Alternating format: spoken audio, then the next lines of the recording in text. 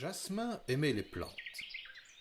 Il les connaissait bien et se servait des fleurs, des pétales et des racines pour mettre au point ses pommades et ses onguents, ses potions et ses liqueurs. Rien de bien mystérieux dans les flacons du docteur Jasmin pour qui possédait quelques notions botaniques et savait les propriétés de certaines espèces végétales. C'était un médecin ambulant mais honnête, dont les médications étaient tout ce qu'il y a de plus naturel. N'empêche, il arrivait qu'on lui mette sa roulotte à sac, estimant que sa science relevait plus de la sorcellerie que d'autre chose.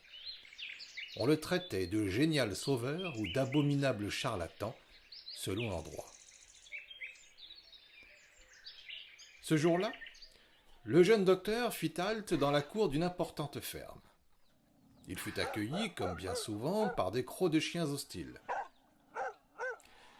Quand les curieux avancèrent vers l'étrange roulotte, Jasmin se présenta. Sa démonstration ne fit pas se lever les fourches, c'était déjà ça. Son numéro achevé, l'assemblée s'écarta pour céder la place à une grosse femme. Celle-ci poussait devant elle un être dont on ne pouvait rien savoir, car un drap lui tombait sur tout le corps. « Si ta médecine parvient à guérir ma fille, tu seras confortablement récompensé, » annonça la grosse dame. « Confiez-moi la malade, et je ferai de mon mieux pour soulager sa peine, » assura le jeune docteur. Un homme, charpenté et joufflu, se détacha pour affirmer haut et fort « Si tu n'arrives pas à lui redonner figure humaine, tu peux la garder. » La levée du fourche eut lieu à ce moment-là. La mystérieuse patiente, cachée sous l'étoffe, accéléra le pas pour se réfugier dans la roulotte. Jasmin calma la petite foule en assurant qu'il allait faire de son mieux et qu'il promettait des résultats. Une guérison spectaculaire devant ce parterre de paysans lui assurerait une clientèle fidèle, à qui il pourrait rendre visite tous les ans. Ça n'était pas négligeable. Il ne tarda pas à remettre la roulotte en branle pour s'établir en bordure de propriété, au fond d'une prairie tranquille. Là, il allait pouvoir découvrir la nature du mal dont souffrait la jeune personne silencieuse, prostrée au fond de la remorque, et qui n'était encore qu'une forme grelottante recroquevillée sous un tissu gris. Quand la malade fit glisser son drap, Jasmin étouffa un haut-le-corps. Ce qu'il avait devant les yeux n'avait plus rien d'humain. Couverte, elle avait encore des formes identifiables, mais là, ça n'était plus le cas. La moindre parcelle de peau était boursouflée, accidentée, dévorée par la maladie. Son visage était devenu trop difforme pour montrer la moindre expression. Son ventre, ses cuisses, ses bras faisaient penser à de grosses racines couvertes de terre s'effritant par plaques entières. Jasmin, depuis qu'il s'était autoproclamé docteur, n'avait jamais eu affaire à un cas équivalent. Cette demoiselle, dont il ne connaissait même pas le nom, allait l'obliger à repousser les frontières de ses connaissances médicales pour explorer des champs encore vierges. Et il avait plutôt intérêt à en retirer quelque chose, s'il ne voulait pas que la malade reste flanquée à ses côtés, comme semblaient fortement le souhaiter les gens de la ferme. Le phénomène de foire qu'était devenue la femme pouvait être certes intriguant aux yeux de la science, mais sûrement effroyable à ceux de la publicité. Jasmin ne voulait surtout pas s'encombrer d'une mourante à l'aspect cauchemardesque. Ces formules étaient déjà bien assez difficiles à écouler comme cela. Il s'occupa donc de sa patiente. Patiemment, il commença par nettoyer une à une ses nombreuses plaies. Puis il appliqua sur la peau ravagée de la malade différents baumes de sa composition. Tout en se consacrant aux soins, Jasmin calculait mentalement les bénéfices qu'il pouvait espérer retirer après la guérison. En vendant un traitement adapté à sa patiente, plus quelques flacons par-ci par-là, il devrait pouvoir tenir un moment et même se payer un peu de bon temps. Il fallait absolument que la malade se porte mieux. Une semaine s'écoula ainsi, durant laquelle Jasmin ne fit rien d'autre que soigner la jeune femme. Et les premiers signes d'un apaisement se firent remarquer. Le docteur avait fini par trouver les remèdes adéquats en mêlant quelques essences de son cru et tenait, semblait-il, la clé de son succès. La malade ne souffrait plus, et son corps, petit à petit, reprenait une apparence supportable. Une seconde semaine s'écoula. La jeune femme allait mieux. Une partie de sa silhouette avait retrouvé des dimensions normales. Il restait encore son dos, le haut de son visage et une grande partie du ventre à traiter. Jasmin s'y appliquait avec beaucoup d'attention. Et encore plus depuis un certain moment.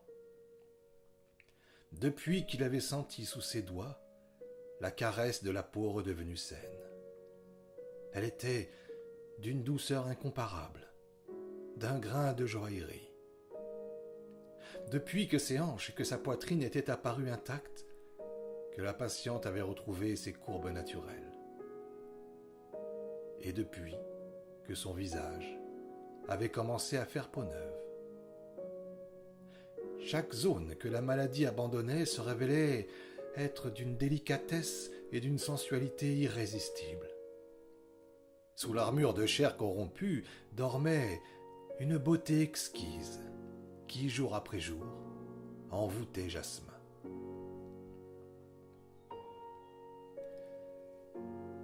La femme put enfin s'exprimer.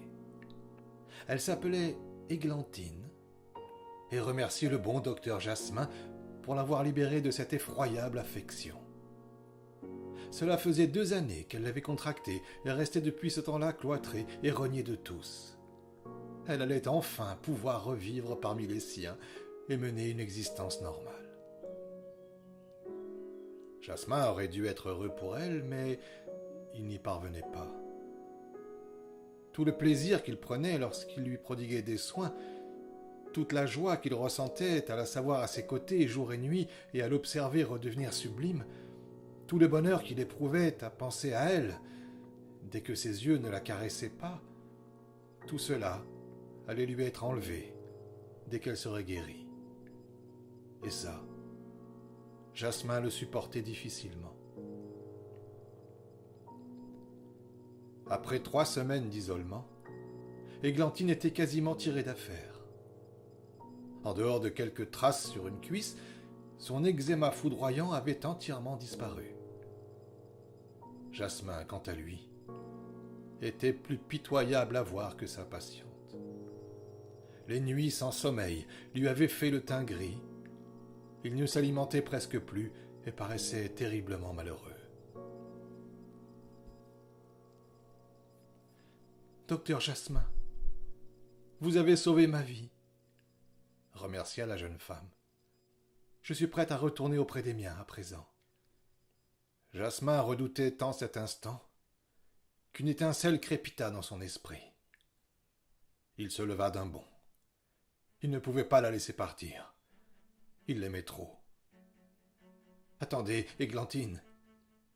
Cette trace sur votre cuisse, si les gens la voient, ils penseront que vous êtes encore malade et peut-être même contagieuse. Nous devons poursuivre le traitement encore quelques jours. » Dès lors, Jasmin modifia ses formules. Il mit de côté les extraits qu'il savait bénéfiques à sa patiente et les remplaça par des essences neutres. Rapidement, les boursouflures refirent leur apparition. Le docteur appliquait ses pommades sans effet sur la peau d'Églantine, qui voyait avec horreur sa maladie regagner du terrain. « Que se passe-t-il ? Pourquoi ma peau se corrompt-elle à nouveau ?» gémit Églantine. « Je ne comprends pas, » mentit le docteur Jasmin. « Mes médications ne sont plus efficaces. Il va falloir en trouver d'autres. » Le corps de la jeune femme se recouvrit d'eczéma, dissimulant sa beauté sous une armure chaotique et malsaine. Jasmin se désolait de devoir ainsi laisser l'infection prospérer, mais c'était bien là le seul moyen de garder Églantine à ses côtés. Il annonça au fermier que ses soins avaient été vains et que la jeune femme ne pourrait sans doute jamais guérir. Les paysans jurèrent qu'ils ne voulaient plus d'Églantine et la confièrent au docteur, plus heureux qu'il n'y paraissait. Jasmin quitta la ferme afin de poursuivre sa route, le cœur léger de savoir sa roulotte occupée par la plus belle femme du monde, une créature exquise dont les charmes resteraient à jamais dissimulés.